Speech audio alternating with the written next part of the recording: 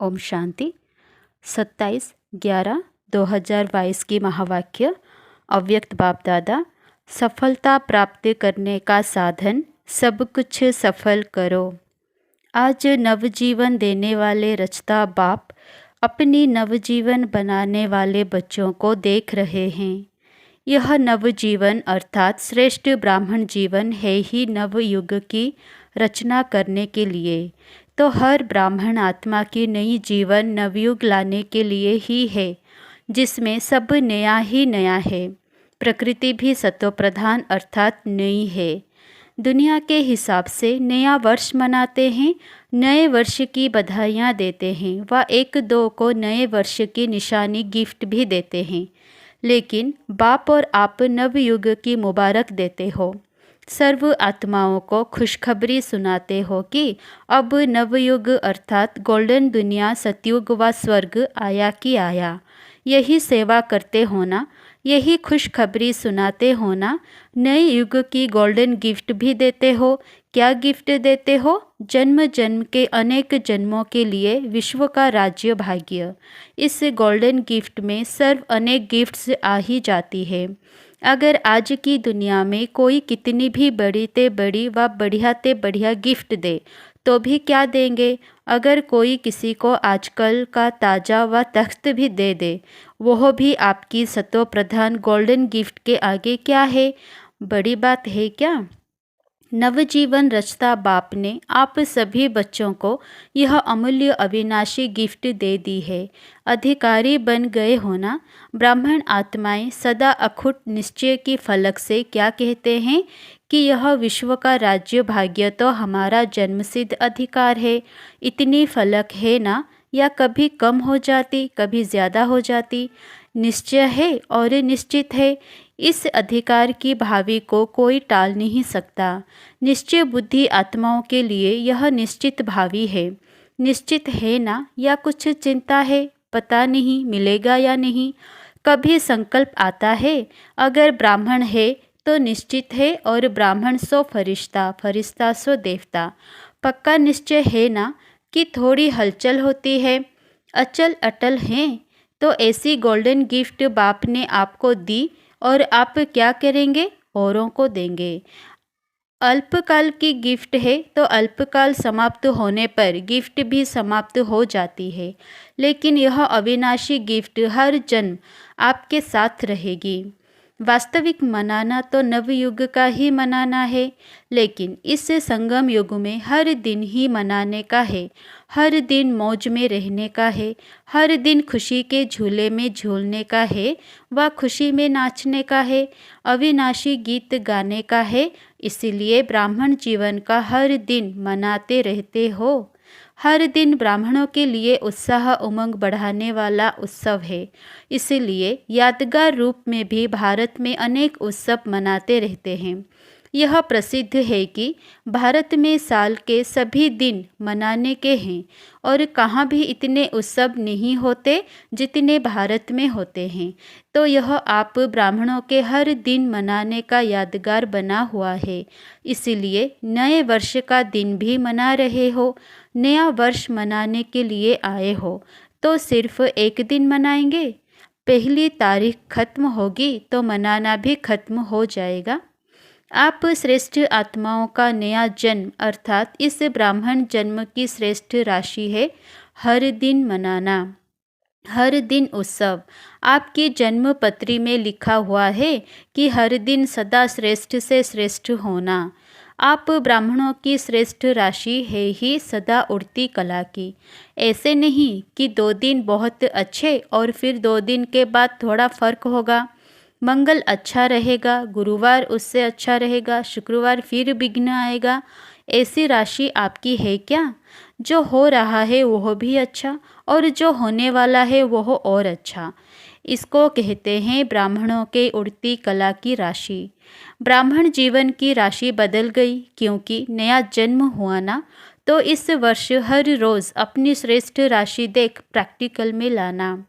दुनिया के हिसाब से यह नया वर्ष है, और आप ब्राह्मणों के हिसाब से विशेष अव्यक्त वर्ष मना रहे हो। नया वर्ष अर्थात अव्यक्त वर्ष का आरंभ कर रहे हो। तो इस नए वर्ष का व अव्यक्त वर्ष का विशेष स्लोगन सदा यही याद रखना कि सदा सफलता का विशेष साधन है हर सेकंड को, हर श्वास को, हर खजाने को सफल करना। सफल करना ही सफलता का आधार है। किसी भी प्रकार की सफलता, चाहे संकल्प में, बोल में, कर्म में, संबंध संपर्क में, सर्व प्रकार की सफलता अनुभव करना चाहते हो तो सफल करते जाओ, व्यर्थ नहीं जाए। चाहे स्व के प्रति सफल करो, चाहे और आत्माओं के प्रति सफल करो, तो ऑटोमेटिकली सफलता की खुशी की अनुभूति करते रहेंगे। क्योंकि सफल करना अर्थात वर्तमान के लिए सफलता और भविष्य के लिए जमा करना। जितना इस जीवन में समय सफल करते हो तो समय की सफलता के फल स्वरूप राज्य भाग्य का फूल समय राज्य अधिकारी बनते हो। हर श्वास सफल करते हो, इसके फल स्वरूप अनेक जन्म सदा स्वस्थ रहते हो। कभी चलते चलते श्वास बंद नहीं होगा, हार्ट फेल नहीं होगा। एक गुणा का 1000 गुणा सफलता का अधिकार प्राप्त करते हो। इसी प्रकार से सर्व खजाने सफल करते रहते हो। इसमें भी विशेष ज्ञान का खजाना सफल करते हो। ज्ञान अर्थात समझ। इसके फल स्वरूप ऐसे समझदार बनते हो जहाँ भविष्य में अनेक वजीरों की राय नहीं लेनी पड़ती। स्वयं ही समझदार बन राज्य भाग्य चलाते हो। दूसरा खजाना है सर्व शक्तियों का खजाना। जितना शक्तियों के खजाने को कार्य में लगाते हो, सफल करते हो, उतना आपके भविष्य राज्य में कोई शक्ति की कमी नहीं होती। सर्व शक्तियाँ स्वतः ही अखंड, अटल, निर्विघ्न कार्य की सफलता का अनुभव कराती है। कोई शक्ति की कमी नहीं। धर्म सत्ता और राज्य सत्ता दोनों ही साथ साथ रहती है। तीसरा है सर्व गुणों का खजाना। इसके फलस्वरूप ऐसे गुणमूर्त बनते हो जो आज लास्ट समय में भी आपके जड़ चित्र का गायन सर्वगुण संपन्न देवता के रूप में हो रहा है। ऐसे हर एक खजाने की सफलता के फल स्वरूप का मनन करो। समझा? आपस में इस पर रुझान करना, तो इस अव्यक्त वर्ष में सफल करना और सफलता का अनुभव करते रहना। यह अव्यक्त वर्ष विशेष ब्रह्मा बाप के स्नेह में मना रहे हो, तो स्नेह की निशानी है। जो स्नेही को प्रिय, वह स्नेह करने वाले को भी प्रिय हो। तो ब्रह्मा बाप का स्नेह किससे रहा? मुरली से। सबसे ज़्यादा प्यार मुरली से रहा ना, तब तो मुरलीधर बना। भविष्य में भी इसीलिए मुरलीधर बना। मुरली से प्यार रहा तो भविष्य श्री कृष्ण रूप में भी मुरली निशानी दिखाते हैं। तो जिससे बाप का प्यार रहा उससे प्यार रहना, यह है प्यार की निशानी। सिर्फ कहने वाले नहीं, ब्रह्मा बाप बहुत प्यारा था भी और है भी, लेकिन निशानी जिससे ब्रह्मा बाप का प्यार रहा अब भी है, उससे प्यार सदा दिखाई दे। इसको कहेंगे ब्रह्मा बाप के प्यारे, नहीं तो कहेंगे नंबरवार प्यारे। नंबर 1 नहीं कहेंगे, नंबरवार कहेंगे। अव्यक्त वर्ष का लक्ष्य है बाप के प्यार की निशानियाँ प्रैक्टिकल में दिखाना, यही मनाना है, जिसको दूसरे शब्द में कहते हो बाप समान बनना। जो भी कर्म करो, विशेष अंडरलाइन करो कि कर्म के पहले, बोल के पहले, संकल्प के पहले चेक करो कि यह ब्रह्मा बाप समान है, यह प्यार की निशानी है। फिर संकल्प को स्वरूप में लाओ, बोल को मुख से बोलो, कर्म को कर्म इंद्रियों से करो। पहले चेक करो फिर प्रैक्टिकल करो। ऐसे नहीं कि सोचा तो नहीं था लेकिन हो गया, नहीं।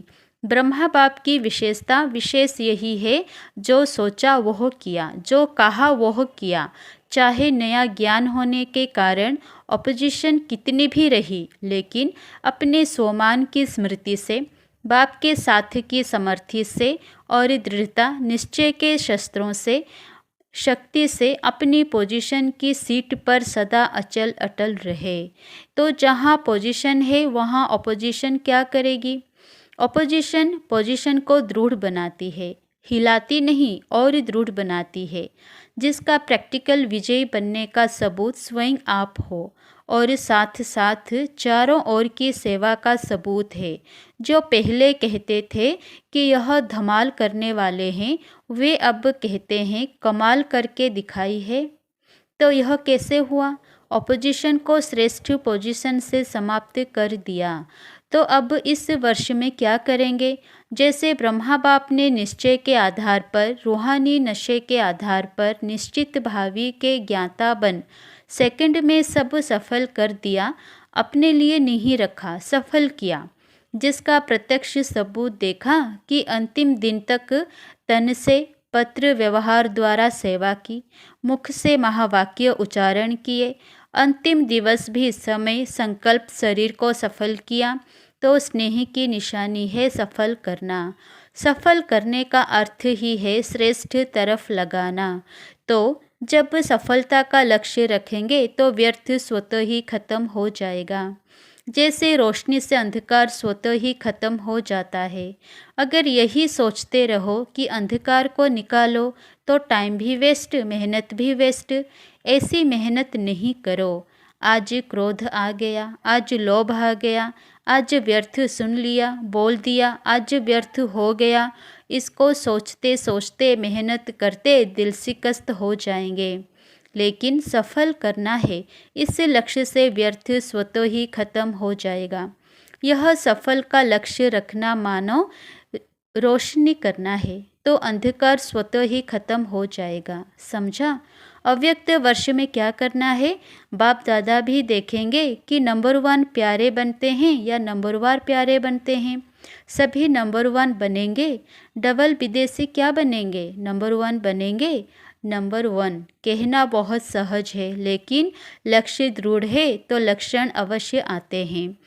लक्ष्य लक्षण को खींचता है। अब आपस में प्लान बनाना, सोचना। बाप दादा खुश है, अगर सब नंबर 1 बन जाए तो बहुत खुश है। फर्स्ट डिवीज़न तो लंबा चौड़ा है, बन सकते हो। फर्स्ट डिवीज़न में सब फर्स्ट होते हैं, तो नए वर्ष की यह मुबारक हो कि सभी नंबर 1 बनेंगे। व्यर्थ पर विन करेंगे तो 1 आएंगे, व्यर्थ पर विन नहीं करेंगे तो 1 नहीं बनेंगे।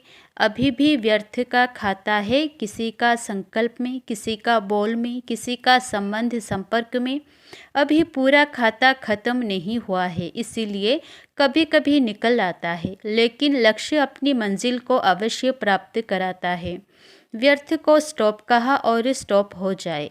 जब स्टॉप करने की शक्ति आएगी तो जो पुराने खाते का स्टॉक है वह खत्म हो जाएगा। इतनी शक्ति हो, परमात्म सिद्धि है। रिद्धि सिद्धि वाले अल्पकाल का चमत्कार दिखाते हैं और आप परमात्म सिद्धि वाले विधि द्वारा सिद्धि को प्राप्त करने वाले हो। परमात्म सिद्धि क्या नहीं कर सकती? स्टॉप सोचा और स्टॉप हुआ। इतनी शक्ति है। या स्टॉप कहने के बाद भी 1-2 दिन भी लग जाते तो 1 घंटा 10 घंटा भी लग जाता है। स्टॉप तो स्टॉप, तो यही निशानी बाप को देनी है। समझा? सेवा की सफलता व प्रत्यक्षता तो ड्रामा अनुसार बढ़ती जाएगी। बढ़ रही है ना? अभी पहले आप निमंत्रण देते थे, अभी वे आपको निमंत्रण देते हैं, तो सेवा के सफलता की प्रत्यक्षता हो रही है ना? आप लोगों को कोई स्टेज मिलने की व डिग्री मिलने की आवश्यकता नहीं है, लेकिन यह सेवा की प्रत्यक्षता है। भगवान की डिग्री के आगे यह डिग्री क्या है? उदयपुर विश्वविद्यालय ने दादी जी को माइंड डॉक्टरेट की डिग्री दी है, लेकिन यह भी प्रत्यक्षता का साधन है। साधन द्वारा सेवा की प्रत्यक्षता हो रही है। बनी बनाई स्टेज मिलनी ही है। वह भी दिन आना ही है जो यह धर्म नेताएं भी आपको आमंत्रित करके चीफ गेस्ट आपको ही बनाएंगे। अभी थोड़ा बाहर की रूपरेखा में उनको रखना पड़ता है, लेकिन अंदर में महसूस करते हैं कि इन पवित्र आत्माओं को सीट मिलनी चाहिए। राजनेता तो कह भी देते हैं कि हमको चीफ गेस्ट बनाते हो, यह तो आप ही बनते तो बेहतर होता। लेकिन ड्रामा में नाम उन्हों का, काम आपका हो जाता है। जैसे सेवा में प्रत्यक्षता होती जा रही है, विधि बदलती जा रही है, ऐसे हर एक अपने में संपूर्णता और संपन्नता की प्रत्यक्षता करो। अभी इसकी आवश्यकता है और अवश्य संपन्न होनी ही है। अल्प कल्प कल्प की निशानी आपकी सिद्धि करती है कि सफलता हुई ही पड़ी है। यह विजय माला क्या है? विजय बने हैं, सफलता मूर्त बने हैं, तब तो निशानी है ना। इस भावी को टाल नहीं सकते। कोई कितना भी सोचे कि अभी तो इतने तैयार नहीं हुए हैं, अभी तो खिटखिट हो रही है, इसमें घबराने की ज़रूरत नहीं। कल्प कल्प के सफलता की गारंटी यह यादगार है। क्या होगा, कैसे होगा, इस क्वेश्चन मार्क की भी आवश्यकता नहीं है। होना ही है, निश्चित है ना। निश्चित भावी को कोई हिला नहीं सकता। अगर नाव और खिवैया मजबूत है तो कोई भी तूफान आगे बढ़ाने का साधन बन जाता है। तूफान भी तोहफा बन जाता है। इसीलिए यह बीच बीच में वाइप्लट्स होते रहते हैं, लेकिन अटल भावी निश्चित है। इतना निश्चय है या थोड़ा कभी नीचे ऊपर देखते हो तो घबरा जाते हो, पता नहीं कैसे होगा, कब होगा, क्वेश्चन मार्क आता है। यह तूफान ही तोहफा बनेगा, समझा। इसको कहा जाता है निश्चय बुद्धि विजयी। सिर्फ फॉलो फादर। अच्छा, सर्व अटल निश्चय बुद्धि विजयी आत्माएं, सदा हर खजाने को सफल करने वाले सफलता मूर्त आत्माएं, सदा ब्रह्मा बाप को हर कदम में सहज फॉलो करने वाले, सदा नई जीवन और नवयुग की स्मृति में रहने वाली समर्थ आत्माएं, सदा स्वयं में बाप के स्नेह की निशानियों को प्रत्यक्ष करने वाली विशेष आत्माओं को श्रेष्ठ परिवर्तन की अव्यक्त वर्ष की मुबारक याद, प्यार और नमस्ते। दादियों से मुलाकात।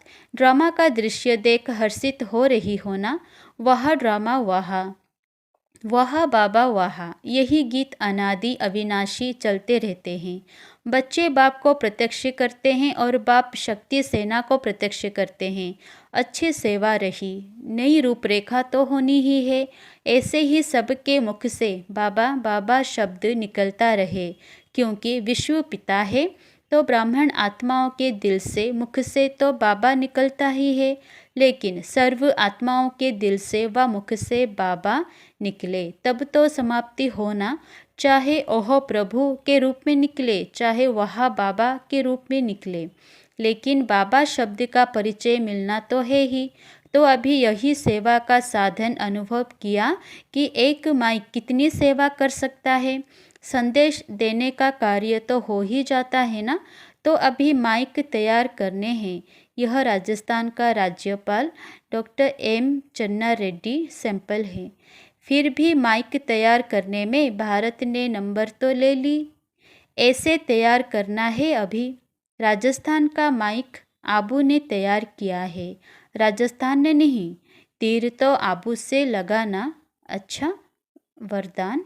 परमात्म प्यार और अधिकार की अलौकिक खुशी व नशे में रहने वाले सर्व प्राप्ति संपन्न भव। जो बच्चे बाप के साथ सदा कंबाइंड रहो, प्यार से कहते हैं मेरा बाबा, तो उन्हें परमात्म अधिकार प्राप्त हो जाता है। बेहद का दाता सर्व प्राप्तियों से संपन्न कर देता है। तीनों लोकों के अधिकारी बन जाते हैं। फिर यही गीत गाते कि पाना था वह पा लिया, अभी कुछ पाने को नहीं रहा। उन्हें 21 जन्मों का गारंटी कार्ड मिल जाता है। तो यही अलौकिक खुशी और नशे में रहो कि सब कुछ मिल गया। स्लोगन। साधनों के आधार पर साधना ना हो, साधन साधना में विघ्न रूप ना बने। अच्छा, ओम शांति।